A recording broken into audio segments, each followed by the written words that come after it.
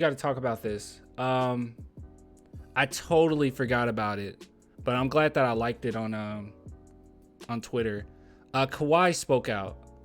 Yeah, Kawhi spoke out. And the first thing I saw was this. And they said, do you mean that degenerative disease, I cannot say that word, sorry. You have going on with your quad, the one the Spurs told everyone about. I have no idea. I read that and I was like, oh, is this controversial? I don't know. And then I also saw here where it was talking about Kawhi Leonard on player participation policy, and I purposefully did not watch this because I wanted to do a live react of it. So this is 27 seconds and this one's 47. We'll start with the 47 one and maybe they overlap, but I'm not 100% sure. But yes, let's go ahead and listen here and see what Kawhi had to say about the new rules, I suppose. Let's see. Hopefully we can hear it okay, because our boy, he talked pretty softly. I'm gonna turn it up as loud as I can over here. All right, it's on my headset. Let's listen. I'm just wondering if you feel Oh, that's really loud, isn't it? Hold on. an obligation to play every game. No, I mean, I'm not a guy that's sitting down because I'm doing a load management. When I was with the Raptors, it was different. Like, I was coming from an injury, and you have to know the details of a doctor. But if the league is seeing or trying to mock what I did with the Raptors, then they should stop, because I was injured during that whole year. But other than that, if I'm able to play, I'll play basketball. I'll work out every day in the summertime to play the game, not to sit and watch people play. So no league policy is helping me to play more games. No, like, yeah, dude. This is the same thing we talked about, though. I said this. I thought it was absolutely ridiculous. I thought that all of this management or whatever, or this stuff that the NBA is trying to do was absolutely silly. Like, it's not going to help anything. It's not going to force people to play. And yeah, Kawhi's completely right here. If people think that it's because of Kawhi, which they kind of do. Like, they think of Kawhi and Paul George and those guys sitting or whatever. But, like, he can't play. Kawhi, look, we can say what we want about Kawhi, all right? And Kawhi has pissed me off, like, more than any player. He hurt me. He really did. I mean, I was so high on him, calling him like the next Michael Jordan / like I was just hype on. I love Kawhi, right? Like, his two-way ability was just ridiculous. And look, I still got the Kawhi statue here. Like, I still got it. So yeah, I love Kawhi, or I loved him when he played for the Spurs, and I appreciate what he did, his services with the Spurs. And he pissed me off, but at the same time, he always loved playing. Like, it's not like Kawhi just sat out just to sit out. He wants to play. He just can't play. And it seems like the NBA, and I don't think that, because they already put in the rules something like, if the doctor, it has to be something serious and doctor says that you can't play, then okay, you can't play. But it's still pretty vague, because I'm like, what if someone's sick? Can't you just still say, oh, I'm sick, I'm not playing? I don't know. But overall, like, yeah, Kawhi wants to play. He just can't play. If anyone thinks that, like, he's purposefully sitting out, I think they're full of themselves. Now, with that being said, I do believe that the Spurs would have managed him much better, and they tried to get on it really quickly. And his management specifically, maybe not all Kawhi, but his management specifically, his uncle, really didn't want to listen to what the Spurs had to say. And I think that his career has suffered because of it. But it was something he was going to have to deal with, regardless if he was with the Spurs or not. But yeah, dude, he wants to play. And I haven't really heard Kawhi this frustrated before. Like, I think that he was genuinely hurt and agitated by this. And I can't really blame him. Let's see if the other one's any different. Also, I thought it was going to be controversial because this is kind of hostile. Do you mean the degenerate? Yeah. Well, he mentioned an injury. He was like, I was injured. But yeah, that's what he meant. I mean, he also was dealing with the ankle too. But like, yeah, I'm sure that's what he meant. That's a little hostile just from this clip. I don't know. It's kind of straw manning a little bit. Let's see. So no league policy is helping me to play more games. if the league is seeing or trying to mock what I did with the Raptors. Oh, okay, yeah, it's still the same thing. So I love this part. No though. league policy is helping me to play more games. They need to realize that. I hope the NBA can realize that as time went on.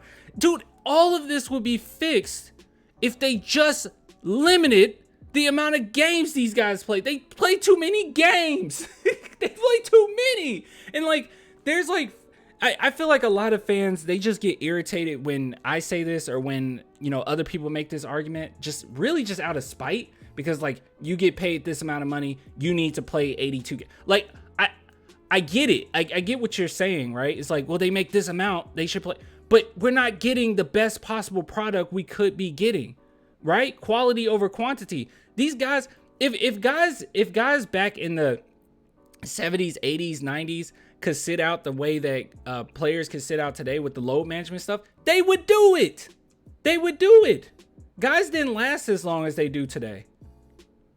It's silly. I don't know. It's just a silly argument. It's just too many.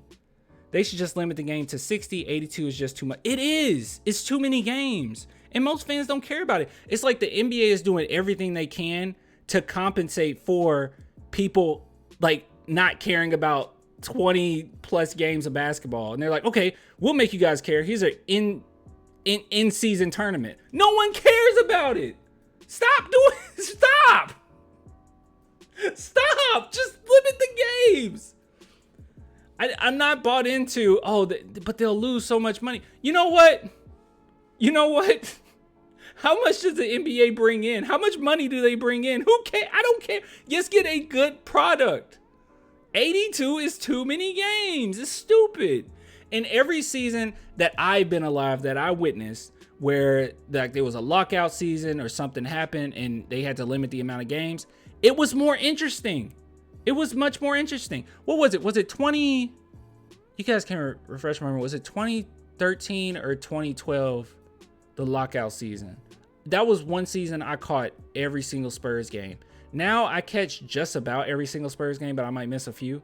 But I would catch every single one because I was like, every game matters. And a lot of fans felt like that. What was it, guys? Can you tell me?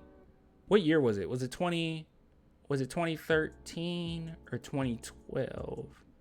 I feel like it might have been 2011. Was it 2011? Can someone tell me this? I remember being really nervous because I was like, okay, we got an older team and we still having injuries near the end. It might have been 2011. You guys aren't helping me. Hold on. Let me look it up. NBA. Actually, I'm going to save this too. Yeah, before I leave this. All right. NBA lockout season. Was it a lockout? I thought it was a lockout season. No. See, lockout season is 98, 99. No, that's not what I'm talking about. Oh, here it is. Yeah, it was 2011. A lockout of the players by the NBA owners, which began June 30th, 2011, led to the cancellation of the entire preseason as well as hundreds of regular season games. A resolution was finally reached on November 25th, ending the 149-day standoff with the season shortened to 66 games. This was interesting. This was a good... Okay, yeah. 2011, I think we lost to the Memphis, so 2011, 2012. This was a great season for basketball. It was so intense, dude. It was so intense. Every game mattered. But in the NBA right now, how it's constructed, you could lose 20 games and so? Okay. So, yeah, wasn't it though? Wasn't it a great season? I feel like most people agree that 2011, 2012 was a really good season. What were the standings in 2011, 2012? 2012 NBA season standings.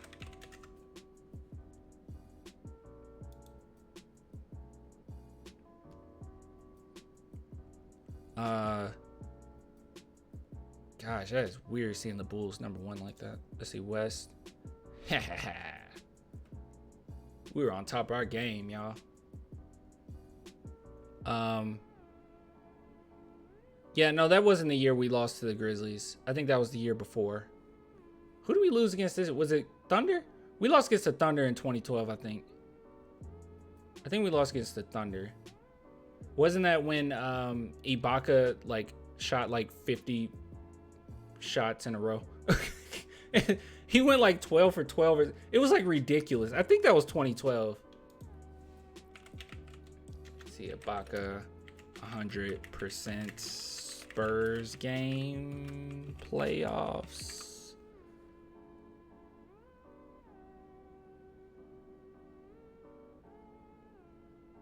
Wait. When was this? Was that 2012? We were up to, yeah, Thunder. Harden killed us. 2012 conference finals. That was frustrating. Was it this game? Well, this is game 4. What was the box score for this game? Let's see if this was it. Yeah, here it is. Yep, this was it. 11 for 11 is insane, dude. 26 points, 100%. That was ridiculous with 3 blocks. That was so frustrating. What a frustrating series. And that, not only that, guys, it was the I Want Some Nasty series too, wasn't it? Wasn't this the I Want Some Nasty? Why is my memory so bad with other things but so good with this? I just need to know that and we'll end this segment. It was the nasty season, right? A nasty series. Wasn't it I Want Some Nasty? Because I feel like that series we lost. Even though it was iconic, I feel like we lost that series when Pop did that. I think it was.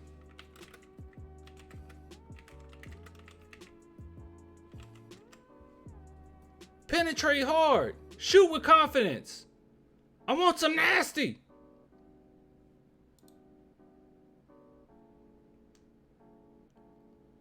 And win over OKC. Oh, God, chills. I can't go over this. I'm going to get sad. Game 1 trailing by 9. And then he gave the I Want Some Nasty speech. I can't. This is, yep, 2012 right here. How is my memory good with this, but not other stuff? I don't know. Anyways, I'm in this segment. We're cutting it. Next order of business.